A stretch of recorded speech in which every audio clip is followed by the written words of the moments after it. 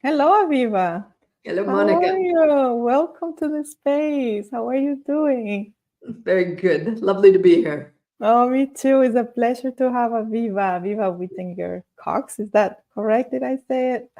And yeah, this is one more edition of the Grandma's March. We're doing another session this year. This event is going from March 10th to March 20th, and I do it every year. It's been 4 years already in March to celebrate International Women's Month, let's say, and also celebrate grandmothers and ancestral feminine wisdom and everything that is related to Very that. nice. Very nice. Yeah. So every year it's like, okay, now it's time. Let me see who I'm gonna invite. And I don't know, but people starts like, okay, showing up in different ways, somebody that connects me with somebody or somebody that I met in a meeting and it's like, oh, I need to connect with this person. So this is how Aviva and me, I guess, got connected into the space. Recently we were in a meeting through In Nilima Mexico. Bat. In Mexico.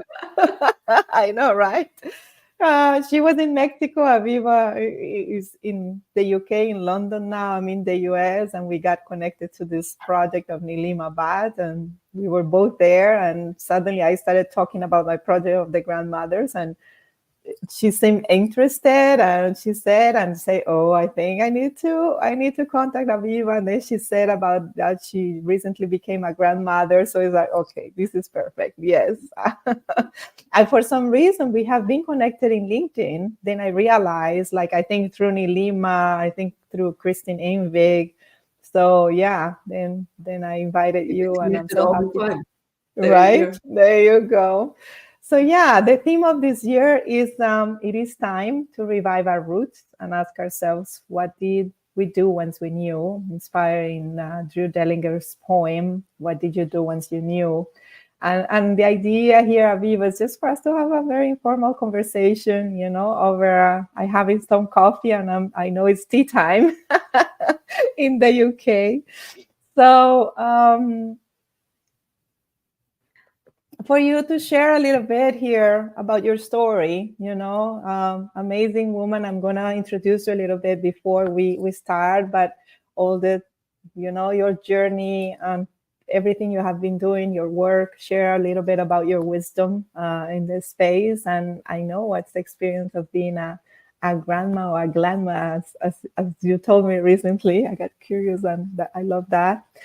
So that's the idea. And before we start, let me do a brief introduction about Aviva. Aviva, this amazing, beautiful woman. She's a CEO, writer, speaker, coach, consultant, change agent, depending on the call and the context. And she's a global expert on the 21st century leadership, gender and generational balance, longevity, and the future of work and careers. And I think all her work is very related with what I'm doing, trying to, all the wisdom there is in women and men right now, and how the elders, we have to integrate them in our society. And longevity is so important, and that balance. So she's also a Harvard 2022 Advanced Leadership Fellow, and an ambassador for the Stanford Center on Longevity and the Global Peter Drucker Forum. She sits on the board of the National Innovation Center of Aging and the Chartered Management Institute's Everyone Economy Board. She's also an adjunct professor at DePaul University in Chicago. And in 2023, she was inducted into the Thinkers 50 Hall of Fame. She was born in Canada of European parents, and she's a bilingual, trinational French, Swiss, and Canadian. So she's now based in London with her British husband after several decades in Paris, and has two very charming gender-balanced children, a son and a daughter, who occasionally visit from Dakar and New York City, and also recently a grandma or grandma. So welcome to the space, Aviva. Better to be a So glamma than a glam. right, yeah, it sounds amazing. Names are very important. So It is true. So yeah, tell us a little bit about your story, whatever you feel like sharing, and how everything started and until the work that you are doing today. Well, interestingly, I didn't have grandmothers myself. A sad loss, isn't it? Although I never knew, right? I Of didn't miss course, it because I never knew never any better. Yeah. But my parents were immigrants from Europe. Their parents died. You know, my mother was a Holocaust survivor. Her mother did survive the war, but I met them probably once in my life. But I didn't have any relationship with them. So my roots are very shallow, very shallow. And even my dad died when I was 3. So my root is actually a singular noun versus a plural. Yeah. I have a root, a tenuous root to the past, and that's my mother, absolutely. And she just died last year at 97, so quite recent. So she was a long-lived, very special woman who really, I didn't miss any of those other things because, 1, I didn't know, but 2, I had a very exceptional mother. Oh, wow. She covered all the spaces. I love that. She covered a lot of ground and raised me well. Although I must say, I left her. She had all of us in Canada. And I left and abandoned her really when I was 19 and came to Paris and stayed 30 years. I came for 1 year and stayed for 30. And now I'm getting the payback because my children are doing basically. Oh, I get it.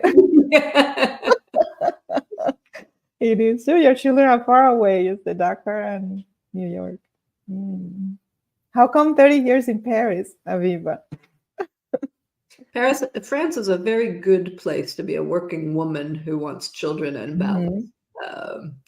Very good support systems, very good daycare, very good facilities. So I think it was partly a love of Paris. My mother was French, so I went back to one of my roots. There you go. And actually, really interestingly, I grew up in Canada and always felt a bit of a misfit. But when I got off the plane in Paris at the age of 20, I belonged. My French was a bit rusty. We spoke it at home, but I didn't use it all that much. My mother spoke to us in French, and I answered back in English. Got it. So when I got off the plane, my French was a bit rusty, but I immediately felt like this was my place. I talked like them. I gesticulated like them and spoke with my hands and argued and was. I love it. I stayed for a long time because I fit. Oh, I love it. I love it. So after all this, you are now in Paris, and what happens next? What is like? What's going on in your life? How did you start working? How did you get into the 21st, consultant project that you have? How was that? Yeah, that came much later. So I started off as I had a computer science degree when I left. Oh, wow. Okay. I did a joint degree in computer science and comparative literature, and those are the 2 halves of my interest. I always say, words, numbers, and people. And so when I got to Paris, I got a really nice job at the time. Very surprising. I went around trying to get a job out of the newspaper and got a fantastic job as one of the IT team, very nascent, very early days of tech. At L'Oreal in Paris headquarters. Oh, okay. And it was a young team of, I don't know, maybe 30 people under the age of 30 who ran around the globe helping develop L'Oreal's first IT systems. And I can remember I programmed these little handheld terminals that the salesmen who were selling hair color during the day at all the hairdressers would type their orders into this little terminal and then go to a telephone booth, kind of like Superman, and plug the terminal into the phone booth and send the data back up to headquarters. That was my first job. I love it. Okay. So our origins are always very interesting. It is true. Tech has always been my friend, so I've always used tech and still use it a lot. Wow. So coming from the tech industry and then L'Oreal many years, what happened? A few years at L'Oreal, and then I went into um, consulting for a little while because a friend of mine got me into consulting. And then I went and did an MBA at INSEAD down in Uh-huh. Fontainebleau. And then I went off to Brussels and did a bit more consulting for a few years. But really, I got married around the age of 28. Okay. And when I got married, I told my husband I'd either go back and do a doctorate, I'd become a professor like my parents were, or I could become an entrepreneur. What did he prefer? And he said, no way am I supporting you through a doctorate. We have to be equal. Thank So you so much. I started my first business basically as a speechwriter. I had always been a sort of Wow. freelance journalist throughout university and in my early tech career. I was always writing. And so I became a speechwriter and then a corporate communications consultant and ran a business called Right Angle for about a decade, Oh, where I wow. did a lot of corporate comms, PR, speechwriting, Uh-huh. like that. Wow, that's amazing. And coming from the IT world, who will imagine? Oh, you end up being, and at the beginning you said like three words, like words, people. There was something else, And like numbers, words, numbers. people, and Yeah, numbers. yeah, yeah. Of course, the numbers from all the IT and everything else. So yeah, you can tell that it was definitely you. I love that. So So I that did a happened. bit of that, and then when I was pregnant with my second kid, we moved to the suburbs, and I felt a bit lonely out there in the suburbs. So I created this informal lunch group of women with children because I wanted to figure out how to balance work and family. And this informal lunch group became one of Europe's biggest professional women's networks over the course of the next decade that I ran it. We had clubs in every city in Europe, and we did all kinds of wonderful, innovative stuff at the time. We had a wonderful tech platform before Facebook and all those things. We did women's leadership development. We lobbied for more women on boards before those board quotas came in. We did mentoring and entrepreneurship and a lot of really good, interesting stuff. And that got me interested in, the whole issue of gender balance in business. Uh-huh. And from there, I built a business called 21st, which I've been running Mhm. ever since, which was after 10 years of doing this as a kind of nonprofit sidekick. I switched it into becoming my actual business in 2005. Wow. Um, Yeah. and then spent the next 20 years basically working with, corporates all over the world, more than 40 countries, on how to gender and nationality balance their businesses. That was my original focus. And over the last few years, I've layered on top of that the latest big shift, which is demographics and generational Oh, balance.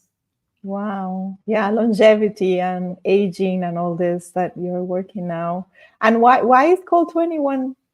21st. Yeah, 21st. 21st. Yeah, it's not 21, So the 20. idea was to accompany organizations from the 20th to the 21st century while keeping them Oh, first. got it. Of course. That's why, yeah.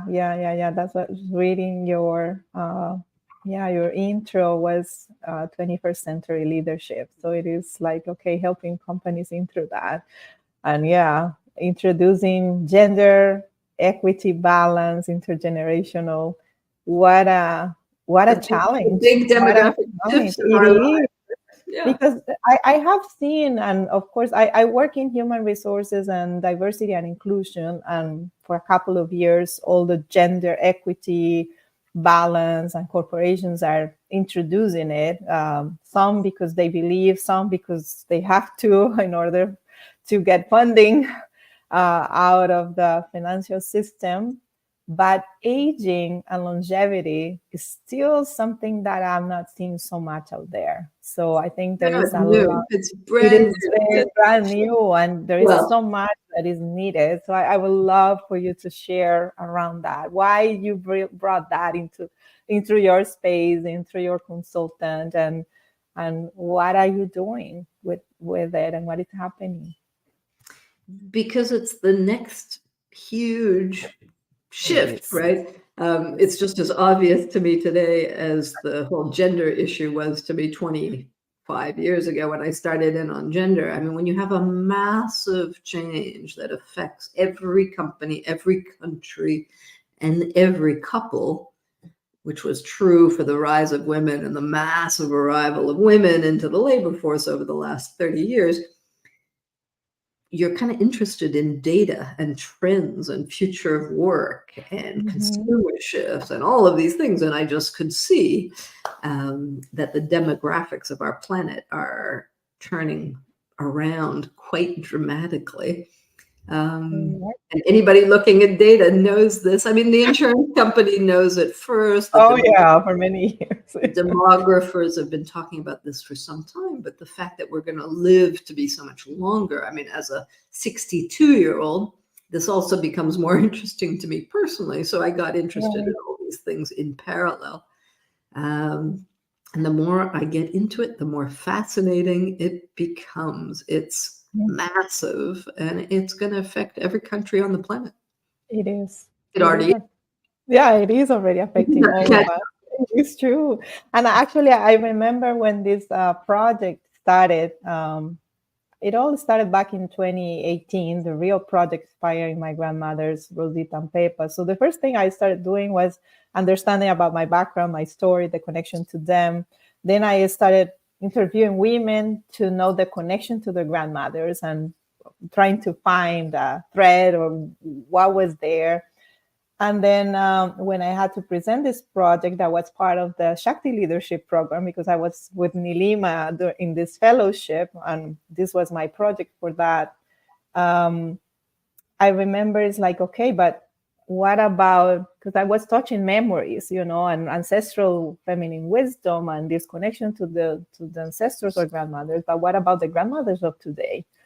And as part of my project, that it almost still on a paper, it was like, okay, I want to do something to bring those memories and that connection, but I want to do something about the aging women today, because what is going on with them? They are full of energy, and my mother is a grandmother.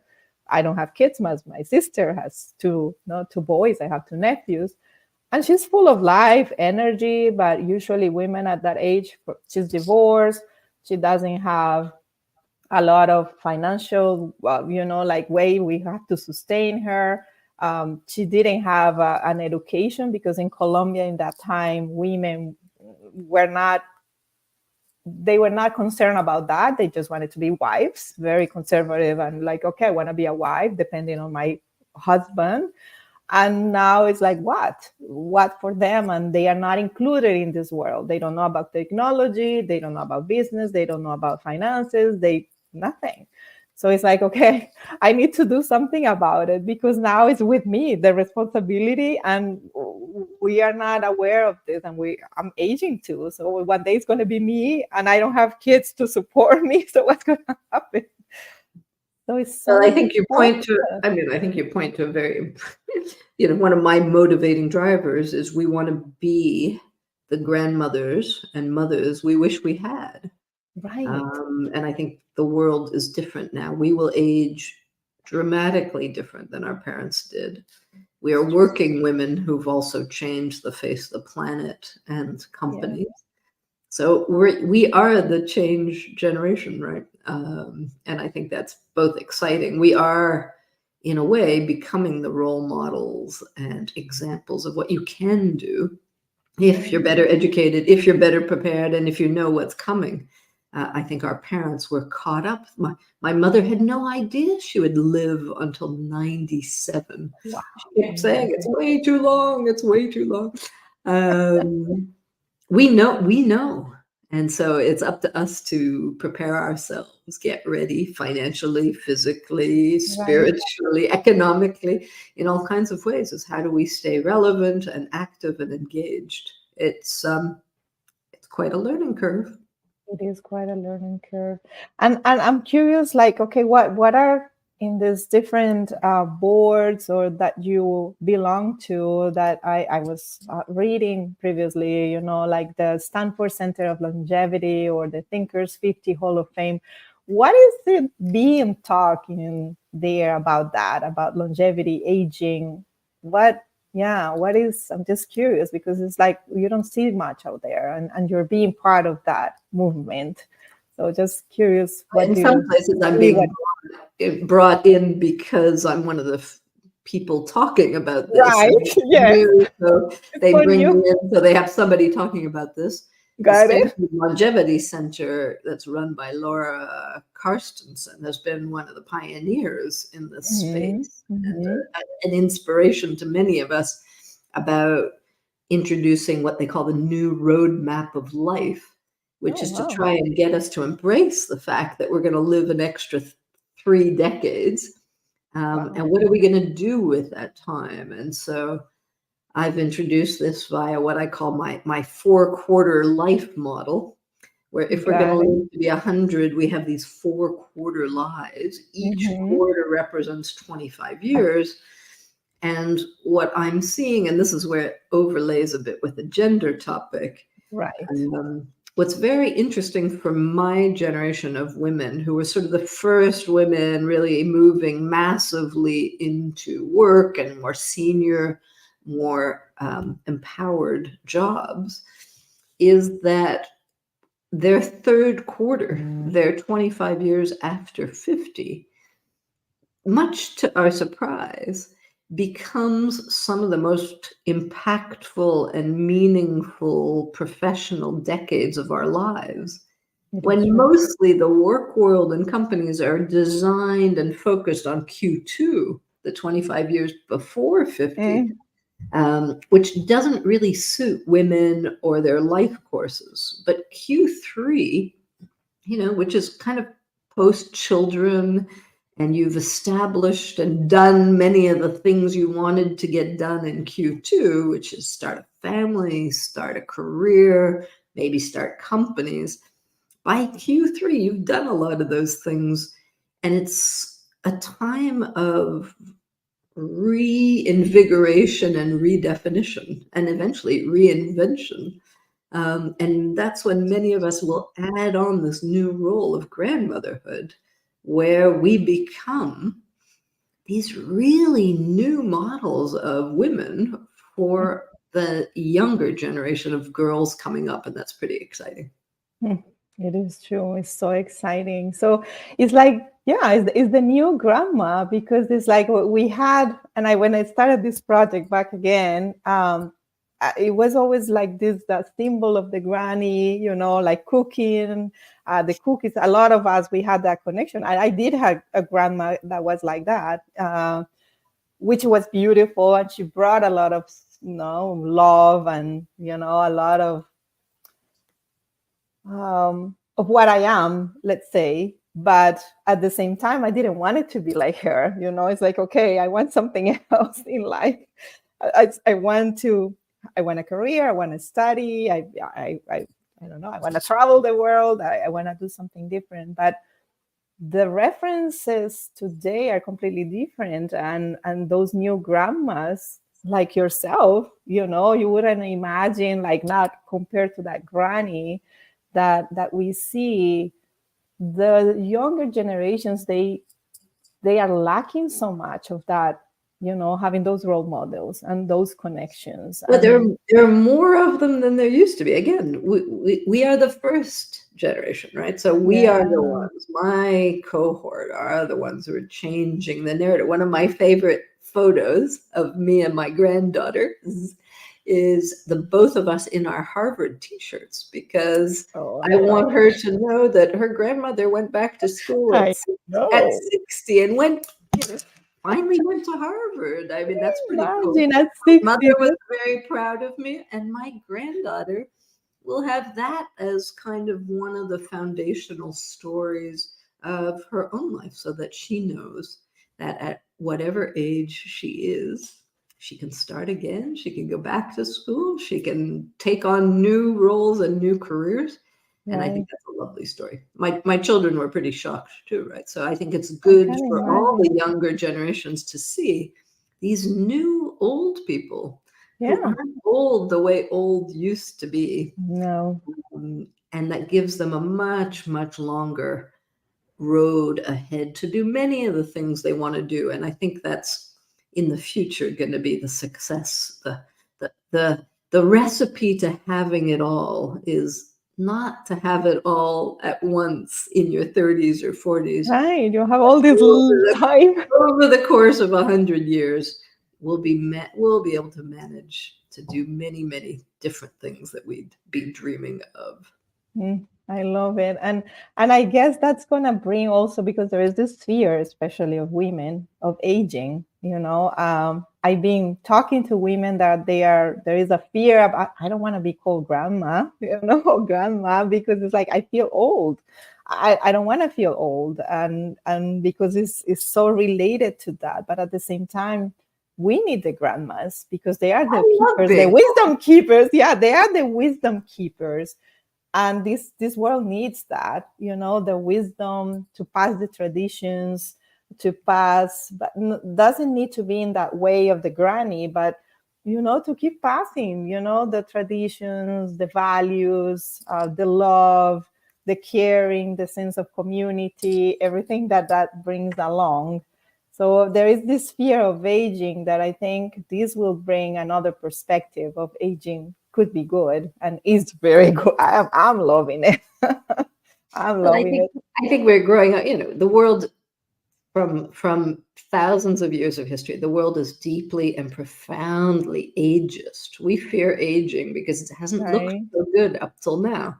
And that's where our science and our education can Mm-hmm. help us make aging look and sound different and be much healthier, much longer, so that our health spans match our extending lifespans. And I think what young people don't know is that there's a U curve to happiness. You are much happier after 50 than before 50. Nobody knows this, right? Nobody knows this. There's a kind of low point of happiness in the 30s and 40s that goes back up in your 50s. And so the secret that not enough people are saying is that it's really nice to be old. I love being old. And for women particularly, I think it liberates us from the absurd pressures of how we look. And let me tell you, after 50, you don't give a shit what I anybody love it. thinks or It's what you true. look like. It doesn't matter. If you care, you can keep looking good. But I Right. don't mean you're not gorgeous and stylish. It's just that you're not motivated by other people's opinions. You have the power and the gravitas to make your own way on your own value system. And so old is a gift. It is. And the alternative isn't so hot. All these are gifts. I agree with you. It's just so amazing. You have so much wisdom and you don't care. Really. It's just like that. So how is the experience of being a grandma or grandma, and where this grandma came from? Because I love it. I looked it up online because I didn't like grandma. Grandma sounds fusty and kind of It fuddy duddy. does. Yeah. So I was looking around for what do grandmothers like to be called? And every country, every tradition, every language has lots of Oh different yeah. things. But when I saw grandma, that was absolutely adorable. So we are the glam parents, Yes. grandma and grandpa, and we try and live Oh, up to being glamorous as our namesakes. And grandparenting is, of course, as everybody says, it's the cherry on the cake of life. oh It's my God. such a joy that you have, these gorgeous, joyous baby experiences all over again without having to stay up all night and actually take care of them. You can just I know. swan in and swan out. Just the Um, fun. with the added gift of watching your own children become parents. And I have the very strange gift because my dad died when I was only 3. So I never really knew my father, but my son is very much like him from what people have described of my father. Right. And so when I watch my son with my granddaughter, I have this parallel life of watching my father with me because he lived until I was 3. And so that's actually, I'm discovering that I had a father for much longer than I can remember. I don't remember it, but it's Right. in me, it's in my consciousness. And I too resemble my father in many ways. And my career is quite close to his. So that's a real discovery. And isn't that a gift to discover your dad through the Your parenting of son. your son? That's lovely. And la boucle boucle, right? That's kind of Oh, circle of life. it is true. La boucle boucle. I love that. The circle of life. Any, I don't know, any memories, anything that you brought can bring here about that, that connection with you just said, I was taking a picture with my, is your granddaughter, right? With the teachers of Harvard. Any moments, special things that you remember? Just you Of want my to share? me and my granddaughter together. Yeah, yeah, yeah. I bet there's so many.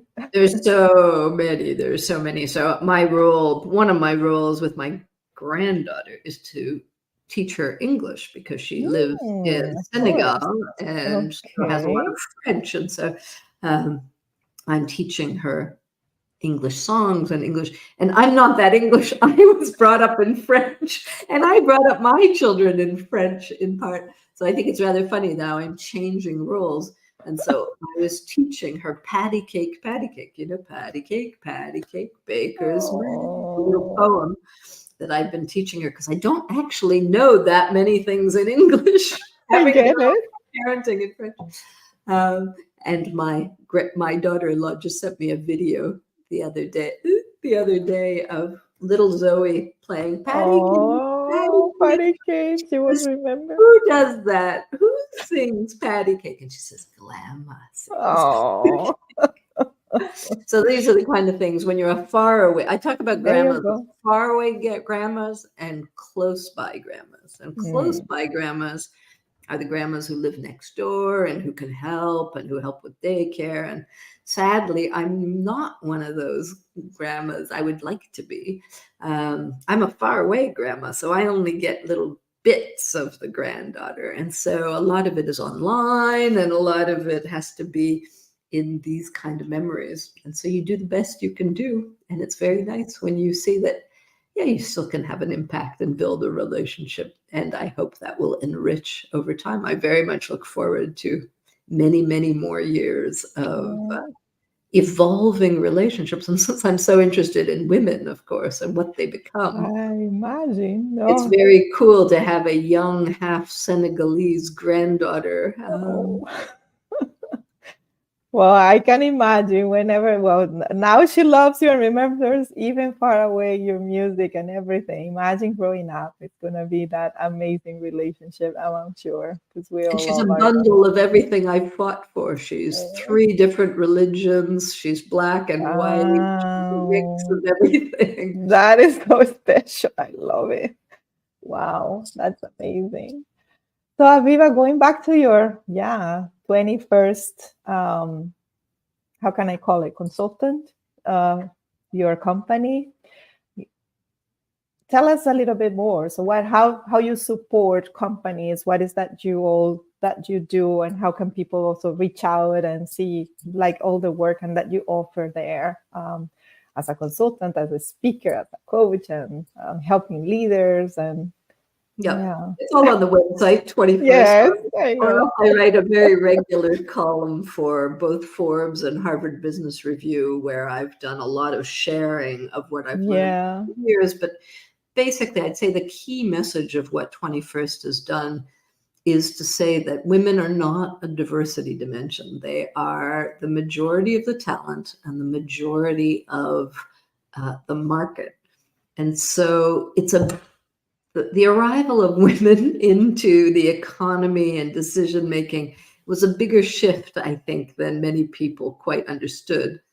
And so I always thought it was much more of a leadership issue first. Hmm. Leaders had to understand just how sizable and impactful the arrival of women, both as empowered consumers, and as empowered employees could have on their businesses. So we've always worked with C-suites and CEOs to make sure they were what we call gender bilingual, that they really understood the opportunities of gender balance and how to build it into the leadership culture and systems of their organizations, not just say, oh, it's a little fix the women kind of thing, or blame the men, which is very often how it's positioned. And now we're doing a little bit the same thing on age. Rather, too often companies are saying, oh my goodness, we have to put age onto our D&I agendas. Mm-hmm. I'm saying first you need to educate your leaders Yeah. to become longevity literate and to understand just how big a shift in the world this new demographics is going to be, that we're shifting from a world of pyramids to a world of squares, and that this generational balance, both in the market and in our workforces, will have very profound repercussions on our economies, on our careers, and on our families. So we do all that. We engage with leaders. We skill them up to be ready for these big 21st century shifts. And in fact, we have a new program coming up in Lisbon called Longevity Leadership at Católica Lisbon. Anyone who's interested can come and do a 5-day longevity leadership program at Portugal's top business school. Oh, I love that. So tell us a little bit more about it. I would love to do it. So what is the purpose about it? Yes, please. Yeah, you can look it up on the Católica Lisbon website or just longevity leadership at Católica Lisbon. The idea is to prepare a management and leadership program to help executives understand the full holistic repercussions of longevity. So it's a 5-day program. We've got lots of world-class speakers flying in to teach it with us. And it will look at what's the impact on countries, on companies, on workforces. How do you manage 5-generation workforces? How do you, attract, retain, and develop intergenerational employees through Q3?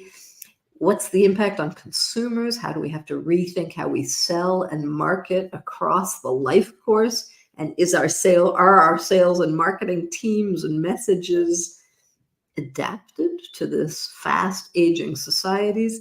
And we'll look at the impact on countries and cities. And we have experts in each of those areas who will come and join us. And we'll also have a part of each day that gives a bit of time for each individual executive to think a little bit about what does this mean for their own career? And are they planning for a sustainable, longer career and life across work, wellness, and wealth? Wow. So that's a little bit the outline of the program. It's first of its kind in the world. That's what I want to ask. I love it. Yeah, I was going to ask just that because I never heard about that. And I'm sure, like you said, it is the first of its kind. I love it. Yeah. So definitely, I'm going to look into it. This is a subject that I'm being very connected through all this. And I'm very curious and understanding that and how corporations and the world there, how can we contribute to that? So, wow. Congratulations on that initiative. It's really lots of fun. It's lots of fun. And very, very fascinating. And the more you dig into it, the more profound the shift becomes. There are many, many countries that are already shrinking. Everybody's been hearing about China. They're shrinking because, they're aging, fertility rates are dropping all over the world. So the shape of our countries will change dramatically. And we're just it's not yet really on the strategic agenda, and it needs to be. It's just as big a transformation as climate and AI, which are kind of the dominant themes you hear executives talking about. Right now. Longevity is going to have just as big an impact, and it's high time we get skilled. It is true. Yeah, it represents a lot, and the cost, and a lot of it is going to impact, like you said, workforce and everything. Everything is going to change. Yes, Everything. So it impacts, everything. longevity impacts The whole, everything. yeah, the whole culture, the whole humanity, everything, the way it works. Yes. Everything, Yeah. everywhere, in every country, and Yes. every. Every country, nobody, like we all are going to age. So it's like it touches every single human being. Yes. Yeah, I Wow. mean, today in the world, we have 1 billion people over 60, and by 2050, Yeah. we'll have a second billion. And so the question is, what has to change in order to adapt and manage the Mm, second billion? mm, yeah. That's a Yeah. big longevity economy opportunity. If It we get is. it right, it could be very Yeah. interesting. Right. Right. So And so to yeah. also, one of my curiosities is, what is the evolutionary reason for us living so much longer? Is there one? I love Will that. we perhaps save ourselves and become wiser? Yeah. Or will we just get old and and But decrepit? it's, Those are the yeah. two options. We'll see. But it's true. There has to be a reason. We're all like for many millennia. Well, we have been looking to be, yeah, to have more longevity, like to live more, to never die, to live more. But then that we're not, we're living more. Now what? What are we gonna do with all this time? And how are we gonna, yeah, how are And we it's gonna actually keep really, things it's around? also very, very new, right? I mean, for all of human history until the beginning of the 20th century, average life expectancy was Oh 46 yeah, years was old. 46. Yeah, yeah, And yeah. now we're pushing up towards 80. So 80, that's imagine in 40 years just one more. century. Yeah, Yeah. like you So said before. There you go. Yeah, this one. so Wow. what are we gonna do Yeah, with with all this all time. this extra time? Well, that's That's a big fun. There is question so for much to everybody. do. Yeah, well, for me, I think so much fun. We still can do so much, but for some people, it's scary. Yeah, Yeah. because for some people, and working at corporate, I have seen people that is like, okay, it's now time to retire, and it's like life ends there. They don't know what to Yeah, do if you're with not that, and ready. it's very scary. And some people end up dying really because they don't find a space, and they just go home and sit on a couch and watch TV, and that's all there is. Yeah. Yep. Yep. And we Yeah. gotta save ourselves, all of us, from that kind From of that. unnecessary fate and get Right. organized. We know how Yeah. to get Yeah. organized. It'll take us a little time, Oh but yeah, it will. It we will will. adapt to this change too. Oh, I love it. Well, Aviva, this has been amazing. Like you sharing your story coming from Canada, going to Paris, and two little son and daughter. Your family that you grew up didn't have any connections to your grandmas, but you went back to your roots, and that was good. Like going back to France and going into the IT world and consultant, entrepreneur, and now with this amazing company or consultant that you have, 21st, and really helping the world to balance that gender equity and now with longevity. Isn't that an amazing work that you are doing? And It's what been a do good you ride. it's been a good ride, an amazing one. That's why I was so curious to, talk to you and having you sharing some of that experience and wisdom. And as the theme says, can I ask you what did you do once you knew, and what is next? What do you see like coming forward? What is the legacy that you want to leave? And you're already doing it, been doing it for many years. But is there anything you want to add or anything that comes to your mind and that thing that you want to leave for your, yeah, I'd like to make grandkids? sure that my granddaughter ages well in a healthier world, a healthier, more peaceful world. If I could, I don't have much power over that, but I do have power over how she envisages Yeah. her life. Mm.